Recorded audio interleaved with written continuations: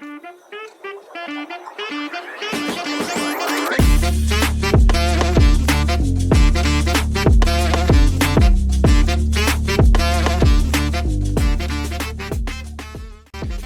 to Move, Elevate, Thrive, a podcast sponsored by the Pilates Center of Austin. We're here to unveil the superpower you didn't know you have. Welcome to episode 5 of the Move, Elevate, Thrive podcast. I'm Jacob Apodaca. Today we have a special guest here with us today, and this is... I'm Erik Reynolds. We're so excited to have him on with us today and just talk about his experience with Pilates, gyrotonics, cancer awareness, and how that can relate to fascial work, and just how it all comes together and helps us create, that happy, healthy human body. So, Erik, would you like to talk about your experience with Pilates, just to start us off? Yeah. So I've been teaching in the industry for 31 years, actually, as of today. Oh, wow. Yeah. Awesome. Congratulations. Yeah. Thank you. That's amazing. So I started off in group fitness back when it was just old school aerobics with high-low and step. And then years later, I found yoga and I enjoyed it, but it just wasn't clicking. And then I was finally popped into an actual Pilates studio and was like, oh my gosh, this is amazing. And then recognized a lot of the stuff I was doing in that class was stuff I've been doing when I was dancing when I was younger. It's like, oh my gosh, this is why this feels so good and so natural. Right. And so then I had to go pick up training because at the time back in late 90s, early 2000s, it was so expensive and there were so few people teaching at the time that I couldn't afford to take it regularly. So I decided to go through teacher training because I knew if I could get myself trained, I could take myself through some of this stuff. So I was like, that was my way of kind of cheating the system. Yeah, there you go. And so I was with 24 Hour Fitness for 15 years and doing multi-level, multi-club management and master trainer for them for a lot of their education programs, and was running all the group fitness departments for 7 states. Wow. So, yeah. That's amazing. Yeah. Yeah. So you have a lot of experience in the fitness arena. Mm-hmm.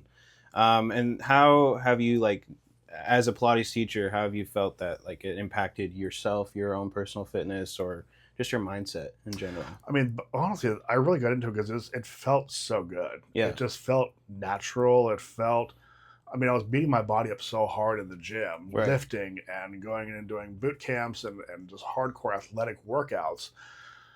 And I was of the mindset, because we're all taught that back then, as no pain, no gain. And so you beat yourself up, and you thought, okay, I'm hurting. I get a good workout in. Right. And then all of a sudden, I went into my first equipment Pilates class. Like, oh my gosh, I feel like I got a workout, but I felt better than when I walked in. I'm like, what is this? And I was like, I didn't work hard enough. And I went back in the next time, had the same feeling. I'm like, oh my gosh, this was a really good, hard workout, but I felt great. And I'm like, where has this been? So then for me personally, it started changing how I was lifting in the weight room, how I was teaching my group fitness classes, because I started finding smarter ways to teach and smarter ways to take care of my body without having to beat myself up, like we were all taught to do. Yep. And it was that mentality. And so sort of my mindset started changing.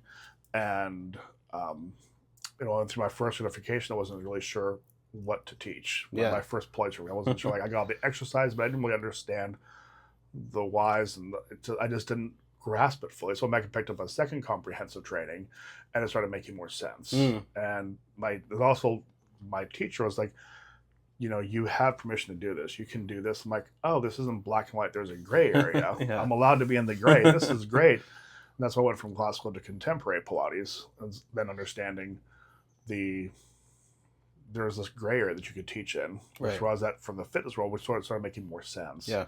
So for me, it just felt good. Yeah. I felt like I was getting something, I was being kind to my body. And then also as a teacher, I was like, hey, I have longevity. Yeah. Because in the fitness, I'm like, I can't keep teaching group fitness classes until I'm in my 60s and 70s. It's not going to happen. But I started seeing a lot of the elders like Romana and Ron Fletcher that I was able to work with, Lolita San Miguel, and seeing them in their 70s, 80s, and 90s teaching stuff. I'm like, this is cool. Yeah. I'm like, I could do this for the rest of my life. Yeah. It's not about doing doing every single exercise perfectly, being able to do every single thing. It's about knowing how to teach it really, really exceptionally well and having that longevity to not beat myself up. And that made a huge change in my mindset. Right. Yeah. Because as we can see, like when he's talking about lifting and like a lot of the younger generation today, it's like no pain, no gain, right? And in the older generation as well. But really, like if you're training so hard and you're beating yourself up 7 days a week, you're not properly recovering, your body's not going to get the results that you're trying to get. And you think you are because you're so freaking sore after every workout. You're like, oh, I must be making something. But in reality, you're just tearing yourself down and not letting your body rest and recover. Try next time taking 2 or 3 days off and see how much more you're recovered, you're stronger, can lift better in the gym. But no, that's fascinating. How would you say like club Pilates and the type of Pilates taught here at the PCA, where it's more grounded in yourself and really feeling the movement and in core related, how would you say those two coincide with each other or don't? Well, they do, because Club Pilates brings Pilates more to the masses. When they first started coming around, I was initially nervous that they were at my studio I had in Fort Lauderdale that I had. I was nervous because they were opening up maybe a mile from me, and I was really nervous that I was going to lose my clients, and a few of them left, but they all came back because it's a different mindset there. There is 12 people, so there's less focus on form because you can't correct 12 people at one time. I mean, no matter how good a teacher you are. And I knew some teachers out there that were trained by Ron Fletch, that were trained by Romana, that were teaching at Club Pilates. So even you can find exceptional teachers there. When you have that many bodies, it's hard. But it gets all those people in the door to see what's happening, how things are moving. Hey, I really enjoy these exercises. You know, let me go seek out a more comprehensive studio that has everything. That's more grounded in this. Whereas here, we tend to teach more from the small motions. We teach from the grounding. We teach the idea of presence, the idea of being grounded and centered. Like Wendy always talks about up the front and down the back, and the waterfall effect and centering. And we're able to go a lot deeper here, and that's why the PCA has been around for 30 plus years, because it's had that same mission the whole time and it hasn't changed, and people seek that out. So there's definitely a place for both, and that Club Pilates is a little more on the athletic side. It's more of a group fitness style of Pilates, so you get a lot of the Pilates exercises, but it's going to be done a little bit more athletic, a little higher reps, and then, depending on the club, it's, depending on what they're going to focus on, form or technique. That's up to the individual teacher. But here we really focus on the minor corrections. How do we work from the inside? How do we change this one position to, if we change the foot, how does it affect the knee? How does it affect the hip? How does it affect the whole fascial system? And clients come here because of that. Same way we have people come from Club Pilates and come here because they're looking for that extra bit of knowledge that we have. And with the team that's here, everyone's so unique in what they do, but we all have the same desire at the end, which is the same goal, which is to take care of our clients, help them to feel better, and not only just to feel better here, but how do you feel better when you leave here? How do you take this into your daily life? So the fact that Club Pilates is out there, it's great because it's getting people to be able to go do Pilates that may not have thought they could or they could afford to. And they realize, hey, if you want more, you can come down here to places like PCA and get more. And what would you say to people who are like primarily getting into Club Pilates for like the fat loss benefit and for like, recompositioning like their whole body? And then coming here, how would fat loss and like trying to get to that same goal while trying to also get deeper into themselves and Pilates, and how would fat loss play in Club Pilates versus, a more classical sense of Pilates? So that's actually a really good question, because that's actually a big thing going on in the industry right now, is talking about fat loss and weight loss in Pilates. If you are taking Pilates and your teacher tells you, I can help you lose weight and lose fat, you need to go to another studio. Pilates is not for weight loss. Pilates is not for fat loss. Pilates is for recomposition of the body, rebalancing out of the musculature system, decompression of the joints and feeling better. So you need to add in a cardio component on top of your Pilates sessions. Right. Add in nutritional sessions to work with a dietitian or a licensed nutritionist to get to those goals. Yeah. So this should be a piece of the puzzle, Right. not the whole puzzle. Yeah. Because we can't do it all. Yeah. But we have the resources here and the references to get people to what they need. So it's a whole collaborative piece. Exactly.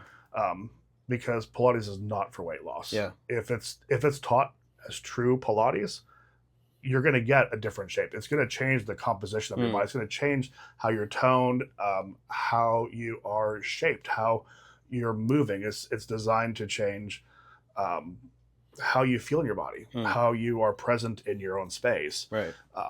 And with that will start to come some changes in the body that will help that kind of redistribution of mass versus, I'm trying to lose inches. Well, we can help with the inches part because it's going to be redistributed. Yeah.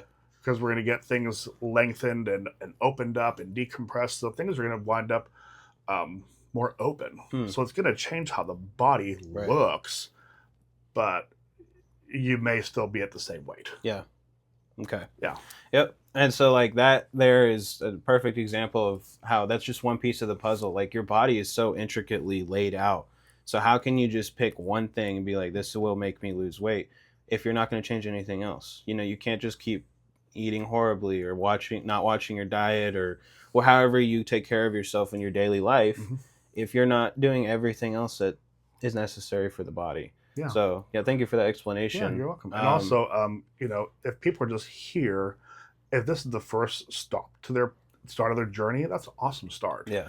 Because we help them feel better. Once they start feeling better through movement and good quality movement, then it's gonna radiate out to the rest of their lives. They're gonna want to look at, hey, you know what? I feel more comfortable. My joints don't hurt now. I'm gonna go walk now for 10 minutes a day. Great. Oh, I'm adding this in, or I'm eating a little bit less. Cool. Yeah. And it's those little pieces that all add up. And if we can get them, the whole goal of Pilates is that you should feel better when you walk out the door. And that's what sold me on it, was when I was like, I got a great workout, but I felt better than when I walked in, which was so confusing. I'm like, this is bizarre. Yeah. But if we can get them to feel better, it will radiate out into other parts of their life too. And that's why I love like the as far as the MFR side of it, like John Barnes says, is our goal is to not give out parking lot therapy where you come in, you feel good, and then the moment you get back to your car, you feel exactly the same or even worse. We're here to help people feel better and just move, elevate, thrive, just continually reach their full potential and just continue to strive for that better and better life and mindset and all of that. But anyway, I'd like to talk to you about your experience owning your own studio at one point. Yeah. How was that for you? It was great. It was definitely an adventure. Because I came from, I was managing, 7 states of 24-hour fitness. And I was just teaching Pilates on my own as a contractor for a while. So you had a lot of experience in that management arena. And that prepared me for a good chunk of it. But it didn't prepare me for all of the other things of financing and overhead and just the legal liabilities that come about with it, or making sure that the things like the fire codes are all set, and ADA compliance. There's all these things that you don't become privy to until all of a sudden you have your own space. You're like, oh my gosh. And, make sure all the equipment's up, balance, having to maintain your equipment, and then all of this. And if you start spending more time with your clients, and the business side of it suffers, the more time you spend on the business side of it, then the client side suffers. And it was learning to find that balance. I didn't really find that for a number of years. It was because of up and down, because there's really nothing in the industry to prepare you for owning a Pilates studio. But I love it. But at the same time, I'm happy being here and just being part of a team. So there was definitely some pluses to having it, and different things I don't miss. But coming, when I moved out here to Austin, I knew this is the studio I wanted to come work for. And I knew it when I came out here. And so just to be able to be here in the space is fantastic, because it's the same energy, the same mission that I had at my studio, which is to make everyone feel better. That's awesome. To work with everybody. Yeah. That this is not about young people. It's not about, I wanted everybody. Right. I wanted all ages, genders, shapes, sizes. I wanted everyone to come in and feel better. Yeah. And to do it in a non-judgmental way. Right. And that everyone felt accepted and everyone felt open about that. And this exact same thing here. Right. Because that's a big problem in our industry. Like, it's always like, you know, like people like will go to the gym at night because there's less people. They don't want to be seen because there's sense of judgment around the fitness industry in general, where like you have to look this way, or Hollywood, you know, in the way like, you know, famous people look. It's like, well, you have to look like this. You need to get on Ozempic. And there's all this peer pressure to do things that eventually just hurt the body and don't get you where you want to be, and then you end up worse or right back where you were at, and it never progresses forward. And that's why I fell in love with this work as well. And just, you know, I've seen my dad doing it for 20 plus years, so it's that's been a pretty big you know, it's been nice to see that. So and it's definitely gotten a lot worse over the last 6-7 years. Just due to a lot of social media. Yeah. Because people are always showing the best of themselves. You know, like, this is the best. You know, before it's like it was all full of food and just random stuff. And now it's just picture perfect things and super edited, super filtered. And it gives a very false sense of what's possible in the fitness world. So people feel very intimidated to come in. There's always been an intimidation factor in the gym. Yeah. And I always got so angry when I'd see people making fun of people that were of size, and or people that were just fumbling around, not understanding things. Like, you know, I helped them. We all had a first one in the gym. My first one was 14. Yeah. So it was a whole different story. But you know, help them. The fact that I was able to walk in the door of any fitness facility, whatever it is you're doing, yoga, Pilates, gyrotonic, the gym, CrossFit, if you walk in that door, you get like 10 times credit from me. Yeah. Because that takes some guts to be able to walk in. Yeah. And to hope to not be judged. Yeah. And because people are cruel. Yep. And they're very cruel behind the keyboard. They will never say that stuff to your face. No. But even in Pilates, we're having that now, where it's a lot of the influencers come out. We look at these exercises. It's like, well, that's an amazing, like, we call it end of the book or end of the training exercise. That's like the cumulative of everything. Right. And of course, you know, it's been shot dozens of times before it was filtered and edited, and it looks perfect. Exactly. But it makes it hard for a lot of people that want to come into this work, think, oh my gosh, I'm going to be expected to do that. No, you're not expected to do that. A lot of us can't even do that. Right. You know, and you find out that some of those influencers were gymnasts. They were, you know, acrobats. They have these backgrounds that enable them to do these exercises, and to make it look a certain way. Yeah. And it's like, that's not right. So it does stop people from wanting to come in to find this work, which is really frustrating too. Yeah, it comes a lot from your environment, how you were raised, how you were, like you was just saying, a lot of people come from gymnast or acrobat or some sort of vigorous training background where they've constantly just been in that mindset. And if you weren't raised that way, then it's going to be hard when you suddenly decide you want to do that. And it might be hard to, you know, get into that mindset of like trying to train hard or get to that. And that's why it's okay. Just start. Give yourself a reasonable goal. Everyone's like, all right, the 1st of January, I'm going to, you know, they set these crazy goals. I'm like, I'm going to run 2 miles every single day when they haven't run a mile in 6 months. And it's like, well, no, start small, gradually get bigger, and know that it's okay. Everyone's journey is different. You're not going to be the same as the person to your right or to your left. Yeah. And we're all human. We're all here on this planet just trying to make it. So, so when did gyrotonics come into the picture for you? So gyrotonic came in for me probably more than 20 years ago. I did my first couple of sessions, and I wasn't, at the time, I won't lie, I was not really fond of it. I didn't have the best trainer that I took from. Then I went back a second time thinking maybe it was just connection issue, and I just didn't like it. And then it was about 10 years ago, a really good friend of mine who was also a teacher trainer with me through Balanced Body. We're both teacher trainers. That's how we know each other. And she also worked for me. She's like, hey, I've set up, you know, I want to go do this thing, and I want you to come with me. I'm like, okay, sure. And she's like, what is it? And she's like, I'm not going to tell you till you get there. I'm like, you know what? You haven't steered me wrong. I'll come with you. Yeah. She's like, it's up in, at the time we're in Fort Lauderdale, it's up in West Palm Beach. I'm like, okay. And so I get up there and we go into this lady's house and see all this gyrotonic. I'm like, oh no. Like, no. She's like, no. She's like, hear me out. I'm like, she's like, I know your experience. I'm like, you tricked me. And she's like, just come. Like, let's have a session together. I'm like, fine. And I had such a great experience with my trainer, Miss Elisa, out in West Palm Beach. She is amazing. And I was like, at that point, I'm like, okay, I'm sold. Yeah. I felt great. It was just something different than my body needed. Not that I was missing anything with Pilates. It's just, it was something different. Yeah. It moved my body in a different way. So I'm back for another session with her. Like, this is fantastic. I love this. We did more sessions and then got into doing our pre-training, which is required for gyrotonic. It's kind of like an interview. You go through set number of hours. I think it was like 6 days. It's like right around 36 or 40 hours total. And then they go through all the initial work, and then they let you know, okay, you're able to go through your full training. So it's a whole multi-step process for gyrotonic. Yeah. And it was super detailed. It was detailed in a very different way than Pilates was. Pilates was very.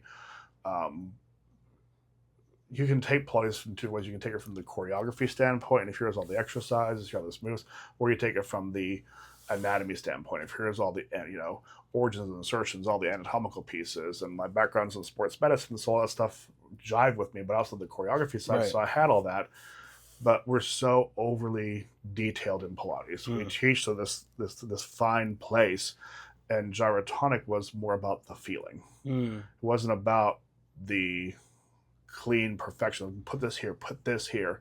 The intention was there.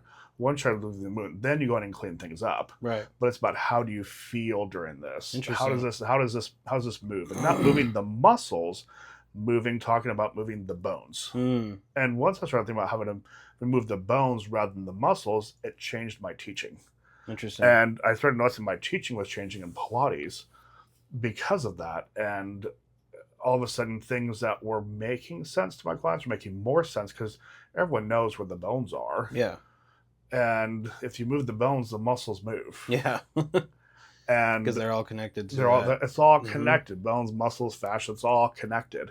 But I was able to take it from a very different place. And we had my friend, we had nicknames during training, and mine was Erik, you talk too much. And because when Pilates we do such detailed cueing. Right. In gyrotonic, it's not about the detail, it's about letting the client feel the movement and trying to find the most precise cue to get them. What's the most important one or two things? Get it in, done, and let them feel it. Yeah. Versus just jabbering on.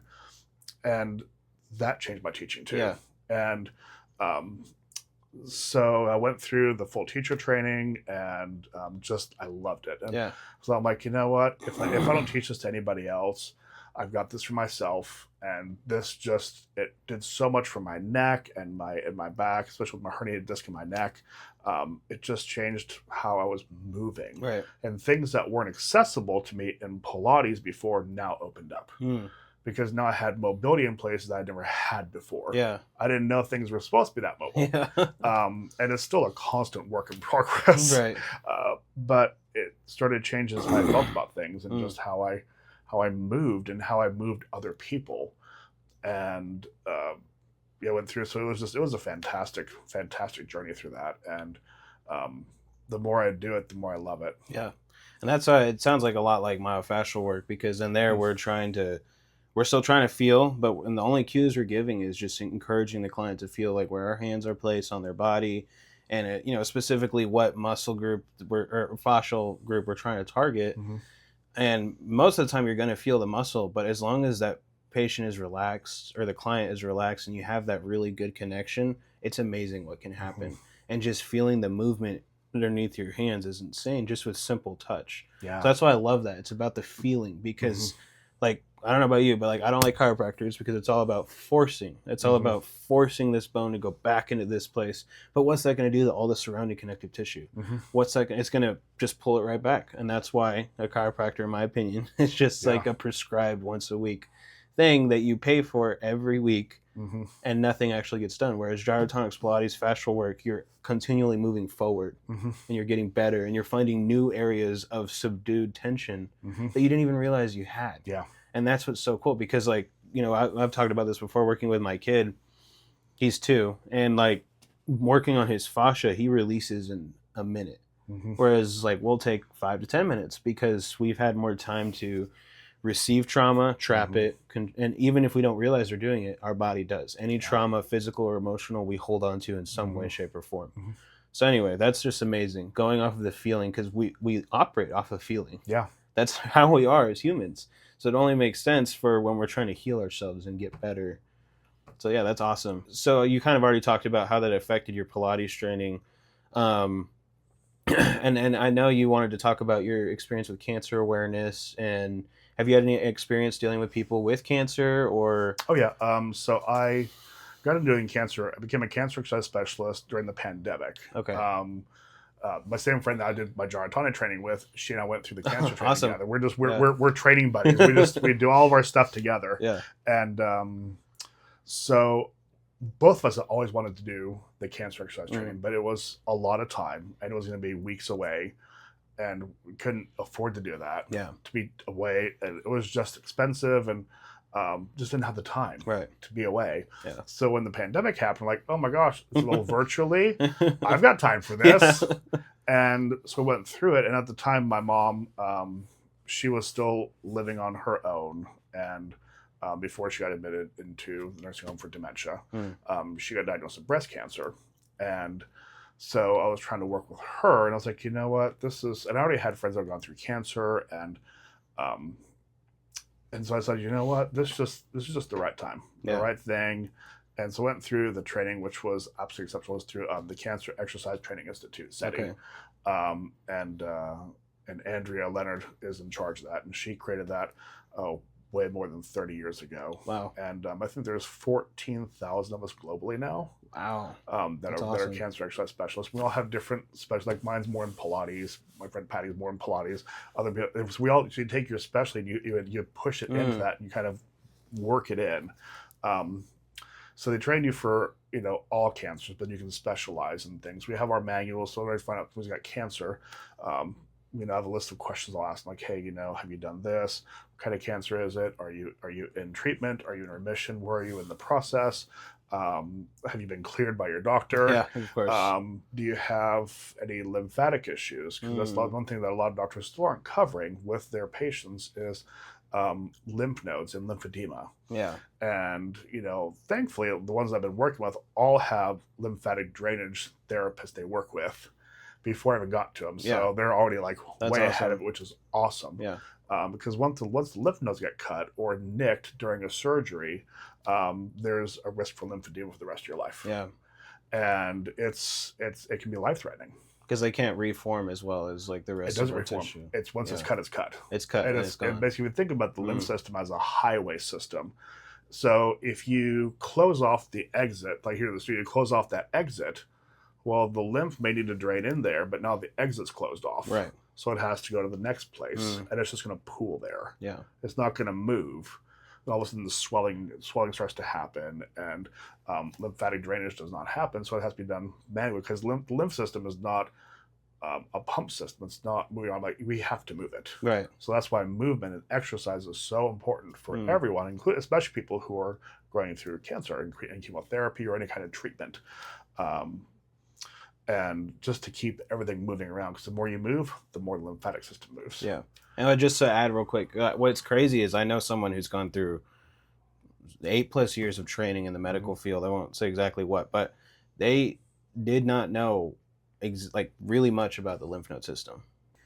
That blew my mind. Because I'm like, how do you not know about that? That it's so crucial to our system, like everything you're saying. But yeah, no, I just wanted to point that out, just how it's not talked about enough, how everything in our body needs to be talked about, because we're a living, breathing, moving system. We don't have to plug in at night. We're alive. That means there's a lot there to take care of. But anyway. And it was interesting because when we went through this training, we'll talk about it afterwards. We're both educators We're both master teacher trainers for Pilates. I've been doing teacher training for other companies for over 25 years. And we're both very educated, I've got degrees. And the amount of stuff we learned in that cancer exercise certification was mind-blowing. Yeah. I mean, just the detail went into and what's really available and how people, especially oncologists, don't recommend. They recommend exercise, but they don't even know that there's certified cancer exercise specialists. Yeah. We're just now starting to get the discussion out there. Right. Because there's so many precautions and guidelines that we have to follow depending on the type of cancer, the treatment they're going through, and because every single person's different. Yeah. You can have 10 breast cancer patients all, in a row. Every single one's going to be different. Yeah. And so there's not a one size fits all. Yeah. It's a there's things you can and can't do that are always there for all of them, period. But you have to take it piece by piece. Yeah. If you could talk a little bit about the differences between chemotherapy and then the type of exercise that you are trained to do and how it can be more effective or not versus, just whatever, just talking about the differences between those two. Because I have my own opinion on chemotherapy, but since you have hands-on experience with it, if you want to talk about that. You have to work as a cancer exercise specialist. You have to work with their doctors. You never go against what they say. Whenever it comes to like, hey, I've got my doctor's note, I always ask, I need a list of things that I am able and not able to do with you. That doctor needs to tell me what I'm able to do with you. Yeah. Then I go from there. It's up to the doctor. I follow the doctor 1,000% because they're the ones working with. They're the medical professional. Yeah. I'm a fitness instructor that can work around these things and can help them feel better. So as far as what you brought up, as far as chemotherapy versus exercise, it's not an either or. It's an and. Okay. If they're going through chemo, we do this. If they're going through radiation and chemo, we do this. If they're going through, ultrasound therapy, there's a lot of different therapies out there for cancer. We just have to ask them what's going on, what are your side effects, and then we work through there. Like if they have chemotherapy, they may have a port. The port's usually in the upper right-hand portion of the pec wall, and it comes all the way through. So because of that, there's a built-in port that's there for, potentially years. Yeah. So it's going to limit anything like overhead range of motion, forward motion. It's going to limit your range of motion on that side as far as weight bearing, load bearing, mobility. It's going to change how they feel, but we still need to move it within the range. And just because that port may be there, it's going to feel different on me than it's going to feel on you. Yeah. So I was like, hey, how does this feel? What does this not feel? So a lot of time we spend time working with cancer clients is, how are you feeling today? How does this exercise feel today? Does this feel good or does this not feel good? And letting them give us the feedback. So it's all like session by session basis. Session by session basis. Yeah. Even sometimes in the same session, it can change. Okay. If they come in, if they're even remotely nauseous, I send them home. If their blood pressure is too high, we'll send them home because it's not worth the risk. Right. And so it's really just about working with the client, and that's why it's important you ask all these questions to them about what kind of treatment you're going through, and also checking in with them as far as how they're mentally doing. Yeah. How are you feeling today? Like, no, not how are you feeling today? Because that's going to play into their training session. Yeah. And sometimes they'll come in, they'll be here for 15, 20 minutes and they're exhausted because treatment's just taking the energy everything. out of them. Yeah. But they got 15 minutes worth of movement in and they're going to go home. Right. And so I'm like, hey, when you get home, here's 2 or 3 exercises for you to do. Do them when you have time. When you feel good, do these things at home. Yeah. And you're allowed to do that, like prescribe an exercise? We don't prescribe exercises. We just give them home exercises for homework. Okay. Yeah. Because they'll ask, what can I do at home? Okay. Yeah. We never fix. We never prescribe, because that's for medical professionals. Right. For their that's for their oncologists, and that's for their doctors. Okay. And physical therapists, doing those stuff. We can recommend, and if in doubt, we always just outsource and say, you know what, please go see your physical therapist, or please go see your doctor for this, and try to get a relationship with the doctor. Sometimes doctors aren't available to speak because they're just so busy. Right. But most of them have been really open to sending an email back saying, hey, here's what I'd like for them to do. Or send me a list of the exercises you think would be good for them. I'll let you know if I think they're great. Because that's not their expertise. So then they kind of put it back on us like, hey, what do you think about this? Did you still find it difficult, though, to work with people's doctors and trying to, like, formulate a plan? Depends on the doctor. Yeah. I mean, for the most part, it's a little bit harder, especially with insurance and things like that. They don't want to talk. It's true. Either because they just don't have the time, or they don't see value in what we're doing. Yeah. Some do. So it's kind of a case by case basis. Right. Yeah, I've run into both. Yeah. I've run into both. Yeah. And after like talking through all of this, how do you say like mental health plays into Pilates, gyrotonics, everything you've learned in your life, and what's your take on it? It's huge. I mean, mental health is something that's still not discussed. It's getting more discussed now with this generation that's coming up. It's becoming more verbal. It's becoming more spoken. It's becoming more discussed. And I think that's fantastic. Yeah. I mean, my mom was very healthy about it, and she worked in the medical field. She was a dietitian, and she was a founding member of the American Dietetic Association. Oh, wow. Yeah. That's awesome. And so I grew up with her in the medical field. So I already had an appreciation for therapy and for mental health, and realizing the role that it plays in just your being. Right. And I mean, even think about when you go and work out yourself and you're in a bad mood or you're stressed out or something's on your mind and it's just taking you, that session's not very good. Right. Like you went, I did something, but was it any good? Maybe. Didn't feel connected, just felt off. Yeah. But it plays a huge role in the outcome and a lot of people who are ill. Yeah.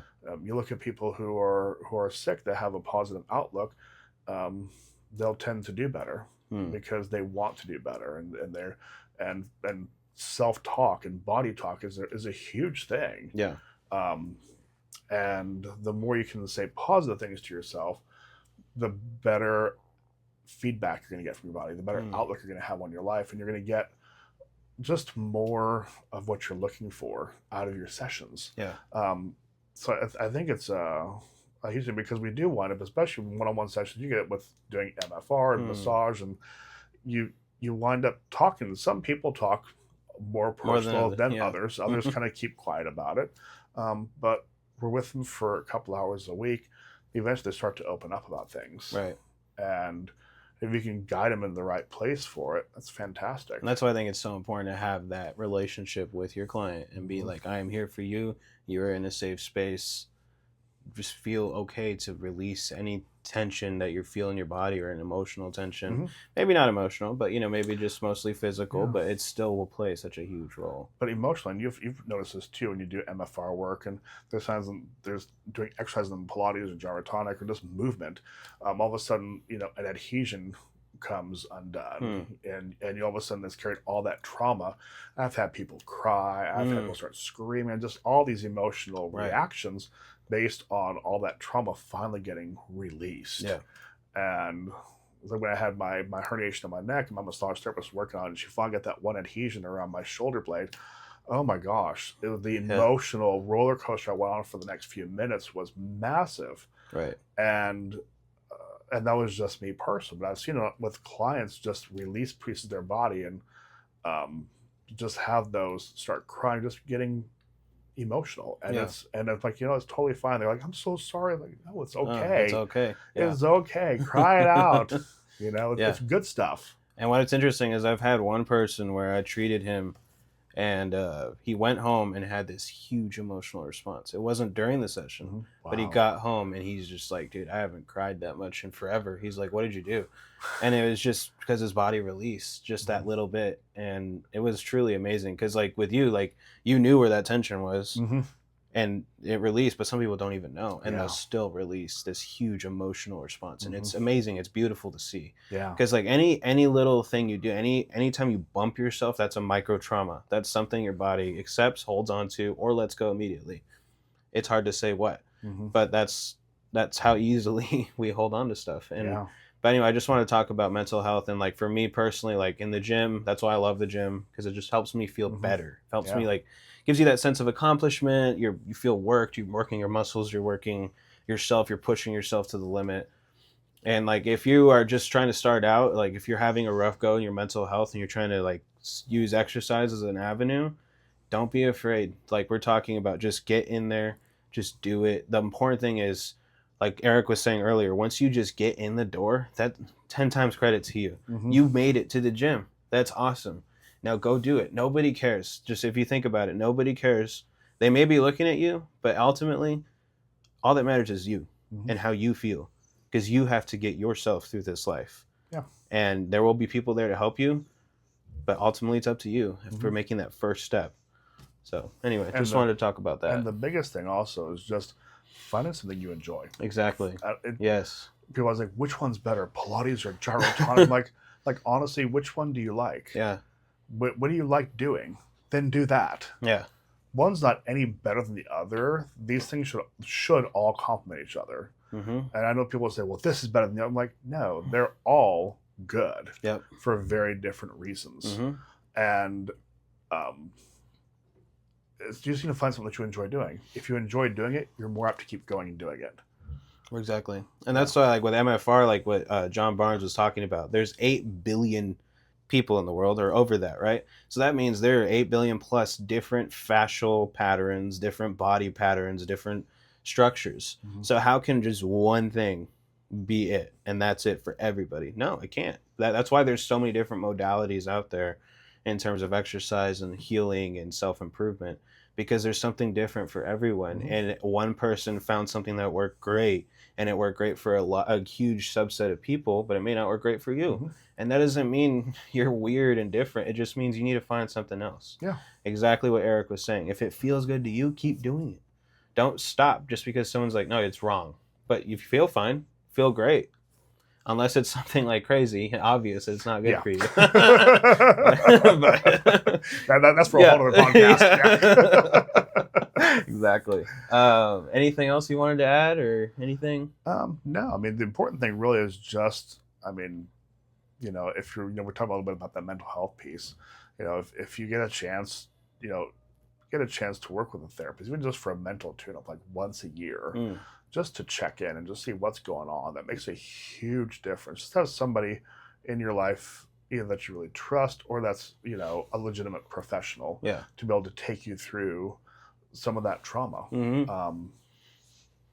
It's really, because we get stuck in these cycles and we don't realize like what we're doing to ourselves or how we're feeling until we go talk to someone. Or we know we're in those cycles but refuse to change. Exactly. Which I'm not sure which one's worse. Exactly. Yeah. Yeah. Yeah. Yeah.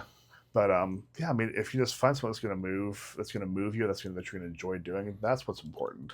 And that I think is probably the most important thing, is just enjoy what you're doing and don't worry about how it looks or having the right clothes for it. As long as you got clothes on, we're good. Yeah. we're fine. And it's just about finding time for yourself, finding space for yourself, and allowing yourself to be open to everything. Yeah. I mean, like when I went back to gyrotonic, and wow, I mean, it completely changed my world and completely changed how I'm teaching and how I'm moving. And had it not been for my friend sneaking me into that session, and I'm like, oh, I'm here, okay, yeah, I wouldn't have given it another shot. Exactly. Because I just had the wrong person. So it may be the right program for you, maybe the right modality for you, maybe it's not the right person. Yeah. We're on, like here at PCA, we all are, comprehensively trained teachers. We have a variety of experiences and our preferences and our, it's hard not to be biased on some things because that's just how we are as people. Yeah.